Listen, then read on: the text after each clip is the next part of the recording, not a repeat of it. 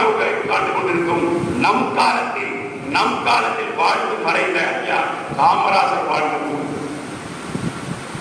கிட்டத்தட்ட இந்திய நாட்டினுடைய விடுதலைக்காக 14 வருடங்கள் சிறை சென்று செக்கிருத்த செம்மல் பாபு சிதம்பரம் பிள்ளை பிறந்த பூமி நம்முடைய பூமி. என்னுடைய பாட்டன் தீரன் செல்லமணி பிறந்த பூமி. எல்லாரும் நிறைய பெண்களை பத்தி பேசினாங்க, பெண் உரிமை பத்தி பேசினாங்க. இந்த தேசத்துல தன்னுடைய கணவனை வெள்ளைக்காரர்கள் கொன்று விட்டார்கள். வீட்டுல கரண்டி எடுத்துட்டு போய் சமைச்சுக்கிட்டு அமைதியா இல்லாம தன்னுடைய சொந்த மக்களை ஒன்று திரட்டி வெள்ளும் வாழும் ஏந்தி போர்க்களத்திற்கு சென்று போராடி சிவகங்கையை மீட்டு மீண்டும் சிம்மாசனத்தில் அமர்ந்த என்னுடைய பாட்டி வேலுநாச்சியார் பிறந்த பூமி. வீரம் வந்து வேலுநாச்சியார் பிறந்த பூமி இன்னைக்கு எப்படி இருக்கிறது? எப்படி இருக்கிறது? எங்கு பார்த்தாலும் கொலை, கொள்ளை, கற்பழிப்பு, ஆக்கிரமிப்பு, அதிகார துஷ்பிரயோகம், லஞ்சம், லாவண்யம், உலகமகா ஊழல், பெண்ணிய அடிமை, மது, போதை என்று ஒரு பிழையான தேசமாக இந்த தேசம் மாறி இருக்கிறது. உண்மைதான?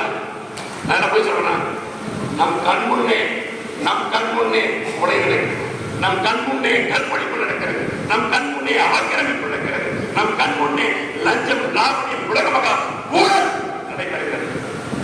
எல்லாம் சட்டத்திற்கு உட்பட்டு நடக்கிறதா? இது எல்லாம் சட்டத்திற்கு புறம்பாக நடக்கிறது. ஆனால் சட்டத்திற்கு உட்பட்டு நாம வாழ்ந்து கொண்டிருக்கிறோம். உண்மைதானே?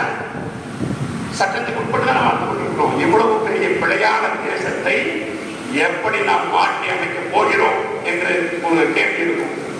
என் அன்பான பிரபுகளே, என் பாசத்திற்குரிய சொந்தங்களே, எப்படி இந்த தேசத்தின் விடுதலைக்காக போராடி மாவீரன் நேதாஜி சுபாஷ் சந்திர போஸ் வெள்ளும் வாழும் ஏந்தி போர் பயிற்சி கொடுத்து நம் நாட்டிலே இருக்கின்ற பாலர் படை என்ற ஒரு பாலர் படையை அமைத்து உலகத்திலேயே சுதந்திர இந்தியாவில் அடிமை இந்தியா சுதந்திர இந்தியாவை மாற்றுறதுக்கு உலகத்திலேயே அழிக்கப்பட்ட தேசங்கள் எல்லாம் அந்த நாட்டினுடைய மக்களை திரட்டுவாங்க, ராணுவத்தை கட்டமைப்பார்கள்.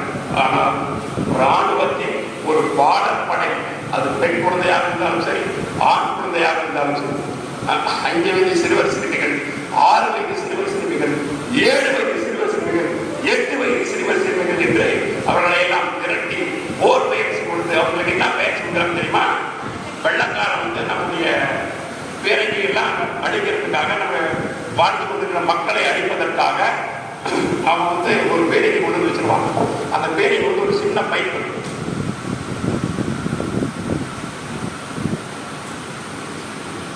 அந்த பைப் வந்து சிறுவர்கள் மட்டும்தான் உள்ள போக முடியும். அந்த சிறுவர்கள் உள்ளே செல்கிற மாதிரி அந்த பயிற்சி கொடுத்த சிறுவர்களுக்கு பிறமுதுகிலே பாம்பு கட்டி அந்த பைப் உள்ள போயிட்டு பாம்பு அமைக்க வெடிக்க செய்யறதா அவங்களுடைய வேலை. அப்படி செய்கின்ற எந்த சிறுவன் உள்ளே பைப் உள்ள செல்றான் அவன் மரணித்து விடுவான் என்று தெரிந்தும் பெற்றெடுத்த தாய் குழந்தைகள், என்னுடைய குழந்தையை ராணுவத்திற்கு அனுப்புகிறோம், என்னுடைய குழந்தையை பாலர் படையில் சேர்த்துக் கொள்ளுங்கள் என்று 900க்கும் மேற்பட்ட பாலர்கள் நம்முடைய சுதந்திர காற்றை சுவாசிப்பதற்கு விடுதலைக்காக தன் உயிரை இழந்திருக்கிறார்கள் என்பதை இந்த நேரத்தில் சொல்ல கடமைப்பட்டிருக்கிறேன். அப்படிப்பட்ட குழந்தைகளின் நாட்டின் விடுதலைக்காக போராடும் பொழுது இந்த லஞ்சம், லாவண்யம், உலகமகா ஊழல், பெண்ணிய அடிமை, மது, போதைக்கு எதிராக நம்மளால போராட முடியாதா? 100% போராட முடியும். ஏன் இதை இந்த மண்ணிலிருந்து சொல்றேன் அப்படின்னா, ஒட்டுமொத்த இந்தியாவின் விடுதலைக்கு 1767ஆம் வருடம் மாவீரன் திப்பு சுல்தானுடைய அப்பா ஐதரை இந்த மண்ணில் தான் ஒட்டுமொத்த இந்தியாவின் விடுதலைக்கு போராடினார். அந்த ஐதரனுடைய வாரிசுகள் தான் ஏன் இந்த லஞ்சம், லாவண்யம், உலகமகா ஊழல், பெண்ணிய அடிமை, மது, போதைக்கு எதிராக 2வது உலக போர், 2வது சுதந்திர போர் இந்த மண்ணில் உருவாகும். அதற்கு நாமே தலைமை இருப்போம் என்பதை இந்த நேரத்தில் சொல்ல கடமைப்பட்டிருக்கிறேன். இனி எவன் வருவோம்?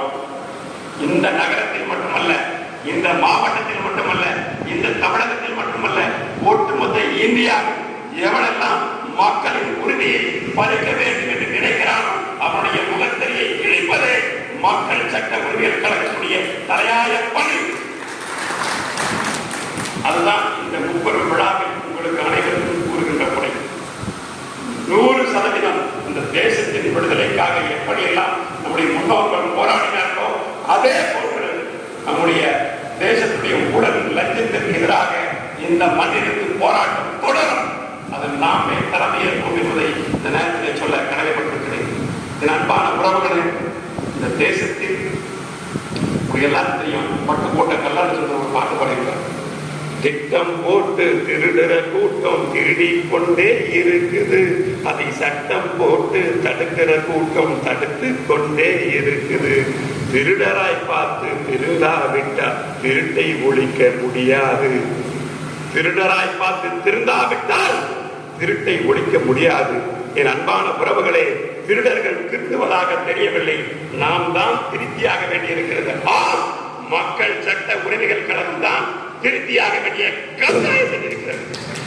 அதற்கு நீங்கள் அனைவரும் ஒன்று திரண்டு சிறு சிறு நெருப்பு துண்டுகளாக சிதறி கிடக்கின்ற நம்முடைய சமூக ஆர்வலர்களை ஒன்று திரட்டி பெருநெருப்பாக மாற்றி இந்த பூமி பந்திலே மக்கள் சட்ட உரிமைகள் கழகம் என்று ஒரு இயக்கம் இருக்கிறது. அந்த இயக்கத்திற்கு சென்றால் சரியான, நீதியான, நேர்மையான, நியாயமான செய்திகள் கிடைக்கும். அவர்கள் இந்த உரிமைக்காக போராடுவார்கள். அதற்கு சான்று பல்வேறு செய்திகளை உங்கள் முன்னால் அனைவரும் சொன்னார்கள் என்பதை இந்த நேரத்தில் சொல்லி ஒரே ஒரு செய்தியை சொல்லி எல்லாருக்கும் பிரியாணி ரெடி ஆயிடுச்சு இருக்கிறேன். உங்க ஆழ்மனத்தில் எல்லாம் எப்படா முடியுமா பிரியாணி சாப்பிடுறது இருக்கு. அதனால நான் செய்தியை சொல்லி முடிச்சிடுறேன். முடிச்சதுக்கு அப்புறமா செகண்ட் செக்ஷன்ல பல்வேறு மாவட்டங்களில் வருகை கொடுத்திருக்கின்ற அத்துணை நிர்வாகிகளுக்கும் நினைவு பரிசு இருக்கு. மாவட்ட செயலாளர்களுக்கும் மாநில நிர்வாகிகளுக்கும் இருக்கு. அதை சாப்பிட்டு முடிச்சுட்டு வாங்கிட்டு போகணும். மேடையில் வீட்டிருக்கின்றவர்களுக்கும் நினைவு பரிசு இருக்கு. அவர்களும் அதை வாங்கி செல்ல வேண்டும். அடுத்து எங்களுடைய மாவட்டத்தில் அந்த மகளிரணி அம்மா பூங்கடி அம்மா பேச வேண்டிய செய்தியும் இருக்கிறது. ஆதலால் அனைவரும் உணவறிந்துவிட்டு மீண்டும் இந்த அரங்கிற்கு வருமாறு கேட்டுக்கொள்கிறேன். கன்னியாகுமரியில் ஒரு பிவிசி பைப் கம்பெனி ஒன்று இருந்தது. மீஞ்சரை ஒன்றியம் நினைக்கிறேன். அந்த சாயப்பட்ட அந்த பைப் தயார் பண்ற கழிவு நேரடியாக விட்டுருவான். அதனால மக்களுக்கு பெரிதும் பாதிப்பு ஏற்பட்டது. நாங்கள் போராடினோம். நம்முடைய மக்கள் சட்ட மாதத்தினுடைய அண்ணன், அருமை அண்ணன் செல்வராஜ் அவர்கள் செய்தி போட்டார். அந்த செய்தி போட்டோன்னா என்ன பண்ணிட்டான், மான நஷ்ட வழக்கு 1 கோடி ரூபாய்க்கு வக்கீல் நோட்டீஸ் சமைச்சிட்டான். வக்கீல் நோட்டீஸ் சமைச்ச உடனே அதை அவர் என்ன பண்ணாருன்னா, நான் பேசுனா வக்கீல் நோட்டீஸ் சமைச்சா என்ன பண்ணதுன்னா, நான் போகிக்கு கொளுத்திட்டேன் அவளுக்கு. போகி கொடுத்துட்டீங்கன்னா அந்த மாதிரி 1000 வக்கீல் நோட்டீஸை நம்ம பார்ப்போம். நம்ம நீதியாகவும் நேர்மையாகவும் போராடி இருக்கிறோம். எதை பற்றியும் கவலைப்பட வேண்டாம். மீண்டும் ஒரு செய்தி போடு அப்படின்னாரு. மாசு கட்டுப்பாட்டு வாரியம் அதற்கு சுத்திகரிப்பு ஆலை அமைக்கவில்லை என்றால் நாடு தழுவிய போராட்டம் மக்கள் சட்ட உரிமைகள் முன்னெடுக்கும். அதற்கு நானே தலைமை ஏற்பேன்னு செய்தி போட்டார். உடனே மாசு கட்டுப்பாட்டு வாரியம் கொண்டு போய் அந்த கம்பெனியை 15 நாள் சீல் வச்சுட்டாங்க. சீல் வச்சுட்டு என்ன பண்ணா, நீங்கள் சுத்திகரிப்பு ஆலையை நிறுவினால் மட்டுமே இந்த நிறுவனம் செயல்படும் என்று அந்த நிறுவனத்தை சீரழிச்சு மூடிட்டான். அடுத்து 1 மாத காலத்தில் அந்த பைப் கம்பெனியில சுத்திகரிப்பு ஆலையை நடைமுறைக்கு கொண்டு வந்து கம்பெனி மீண்டும் திறந்துட்டாங்க. அந்த பெருமை அண்ணன் செல்வராஜ் அவர்களுக்கு. இங்கு மத நல்லிணக்க நாயகனாக உட்கார்ந்து ஹாஜா சார், அவர் சாதாரண ஆள் அல்ல. அவர் சாதாரண ஆள். இன்னைக்கு அவங்க மத சார்ந்த ஒரு ஜமாத்துல தலைவராக இருக்கிறாரு. பல்வேறு செயல்பாடுகள் செய்திருக்கிறார். இந்த கிழக்கு மாவட்ட செந்தில் ஒருத்தர் அவர் அவரை உருவாக்குனது அவர்தான். அவர்கிட்ட போனீங்கன்னா ஏப்ரல் செட்டுன்னு பேர் வச்சுக்கலாம். ஏன்னா எந்த பிரச்சனையானாலும் சார் நான் போலீஸ் ஸ்டேஷன்ல இருக்கிறேன் சார், எப்போ பண்ணுறோம் சார், பாஸ்கர் சார் சொல்லிட்டேன் சார், இந்த மாதிரி கலெக்டர் போய் ஒரு பார்க்க சொல்லி சொல்லிட்டார் சார், இப்படி மாவட்ட செயலர் வழிகாட்டுதல் நான் போயிட்டு இருக்கேன் சார், எங்கப்பா போகிறேன் கலெக்டர் ஆஃபீஸ் போகிறேன் சார், ஒரு பிரச்சனை. அந்த மாதிரி பல்வேறு பிரச்சனைகளை சொல்லிட்டு இருக்கேன். அதே மாதிரி திருப்பூர்ல டாக்டர் டேவிட்ஸ் டாக்டரும் சந்தானம் பிரகாஷ், அப்புறம் வழக்கறிஞர் வந்திருக்காரு, அவர் பேரு செல்வராஜ். அந்த வழக்கறிஞர் ஒரு கண் பார்வையற்ற மக்களுக்கு இன்ன வரைக்கும் ₹1 பணம் வாங்காமல் போராடி கொண்டிருக்கார். டாக்டர் டேவிட் சாரும் நம்ம செல்வராஜ் சார் கொஞ்சம் எடுத்துட்டு அவங்க 2 பேர் தான். அதே போன்று மரம் கருணாகரன் இருக்கிறார்கள். மரம் அவர் பேர் கருணாகரன், ஆனால் மரம் கருணாகரன். ஏன்னா திருவண்ணாமலை மாவட்ட செயலர் அவர். எங்கெல்லாம்